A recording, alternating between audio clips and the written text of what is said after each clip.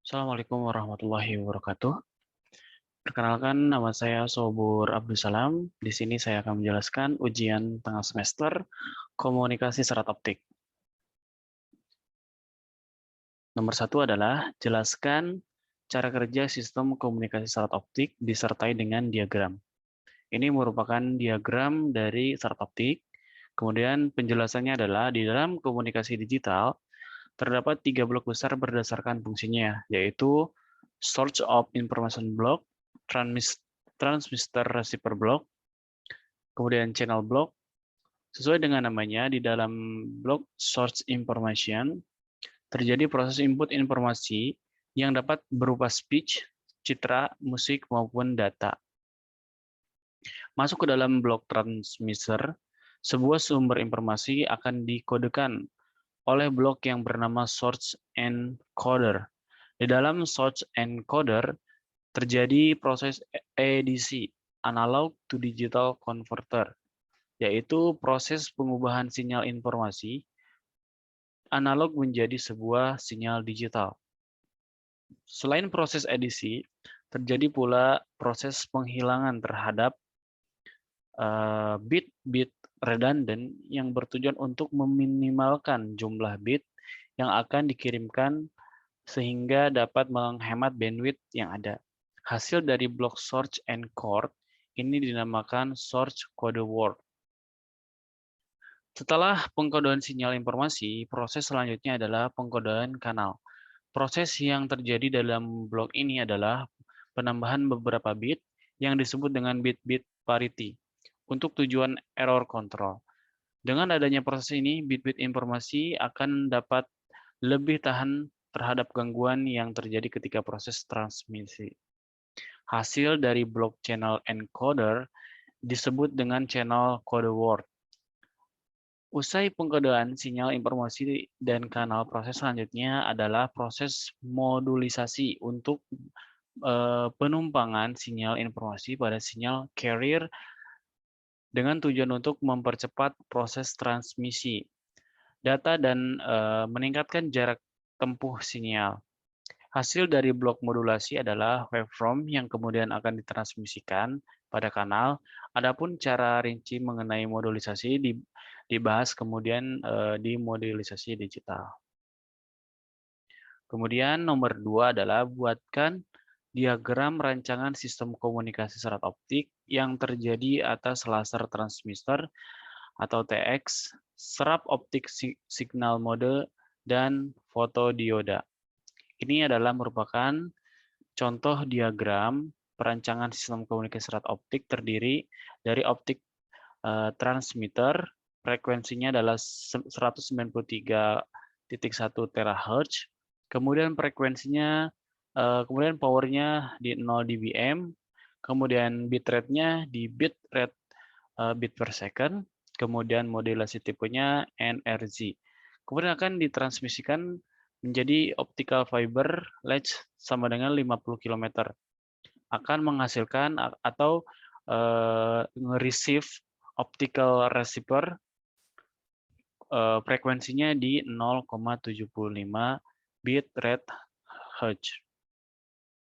Kemudian selanjutnya adalah lakukan simulasi rancangan SKSO yang telah Anda buat di OptiSystem dengan spesifikasi sebagai berikut. 1. Panjang gelombang laser transmitter setting pada 1500 Newton. Kemudian transmisi data sebesar 10 giga per second. Kemudian serat optik single mode dengan vector attenuation sebesar 0,20 dBm per kilometer. Kemudian penerimanya atau sensor cahaya jenis PIN atau APD, avalanche fotodiode. Kemudian ukurlah output laser TX dengan optical power meter dan optical spectrum analyzer atau OSA. Ini merupakan hasil dari output optical spectrum analyzer, kemudian akan ditransmisikan melalui proses optical transmitter dengan frekuensi 1550 nm, di powernya adalah 0 dBm, kemudian bitrate-nya di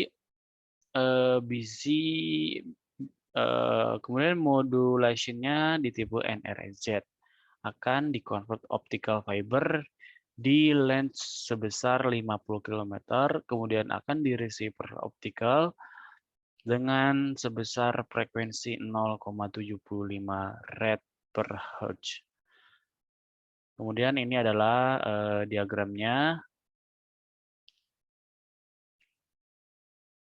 Selanjutnya mengukur output single laser setelah ditransmisikan ke dalam fiber optik, sehingga mode dengan optical power meter, WDM analyzer, dan optical spectrum analyzer.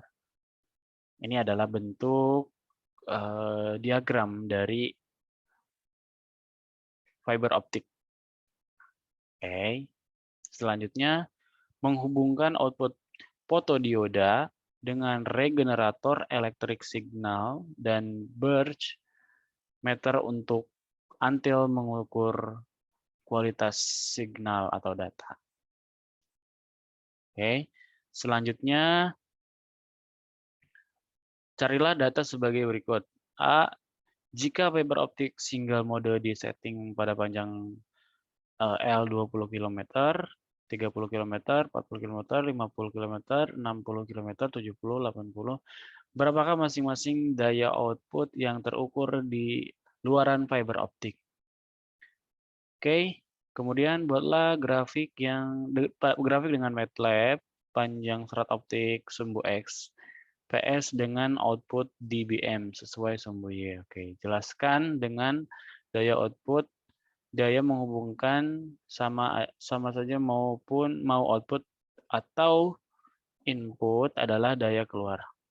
Kemudian C, pada soal nomor 4A, parameter optik faktor attenuasi diubah menjadi 0,25 dBm.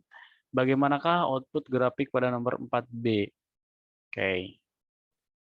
Selanjutnya jelaskan pengaruh faktor atenuasi fiber optik pada output daya signal. Atenuasi adalah besaran pelemahan energi sinyal informasi dari fiber optik yang dinyatakan dalam dB gelas, yang merupakan bahan pembuat fiber optik biasanya terbentuk dari silikon-silikon dioksida atau bisa disingkat Si02. Variasi indeks bias diperoleh dengan menambahkan bahan lain seperti titanium, thallium, germanium, atau boron. Dengan disusun bahan yang tepat, maka akan didapatkan atenuasi yang sekecil mungkin. Atenuasi menyebabkan pelemahan energi sehingga amplitudo gelombang yang disampaikan pada penerima menjadi lebih kecil daripada amplitudo yang dikirimkan oleh pemancar. Ini merupakan jawaban dari nomor 4A dan 4C.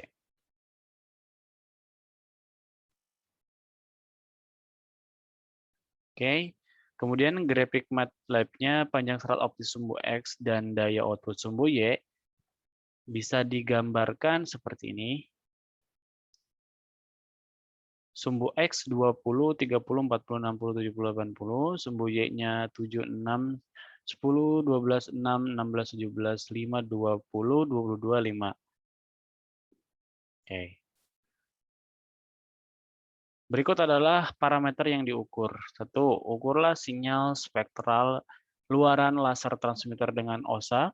Kemudian ukurlah sinyal spektral luaran fiber optik pada sinyal L, 20, 30, 40, 50, 60, 70, dan 80.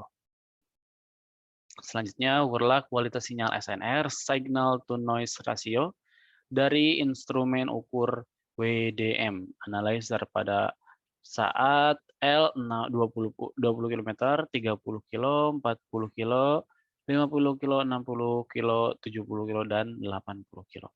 Kemudian mengukur kualitas sinyal instrumen ukur BERS atau bit error rate, meter pada saat L20, 30, 40, 50, 60, 70 km. Kemudian jelaskan simulasi faktor SNR dan BER dari fiber optik untuk parameter L. Ini adalah jawaban 4A sampai 4E. Dari L 20 km, kemudian L 30 km, kemudian L 40 km, L 50 km, L 60 km, L 70 km, L 80 km. Sekian penjelasan dari saya. Mudah-mudahan bermanfaat. Assalamualaikum warahmatullahi wabarakatuh.